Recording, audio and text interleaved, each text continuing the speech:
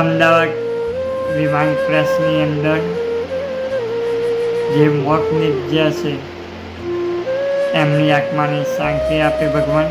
અને જે અમદાવાદ ક્રેશ થયું વિમાન અને 1 વર્ષ પૂર્ણ થઈ ગયું, પરંતુ પરિસ્થિતિ એ બનેલી ઘટના પ્લેન ક્રેશ કરી ચૂક્યા. ત્યાંની જે પરિસ્થિતિ છે એ એમના એમ જ છે. આજે આ 241 જે મોત નીપજ્યું છે એમના પરિવારને સહન કરવાની શક્તિ ભગવાન આપે.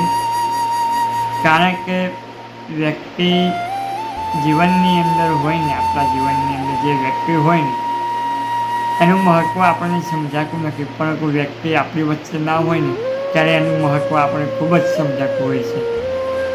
આજે ઘણી બધી આપણને યાદ આવતી હશે, ઘણું બધું આપણને ખરેખર બોલી નહીં શકાતું.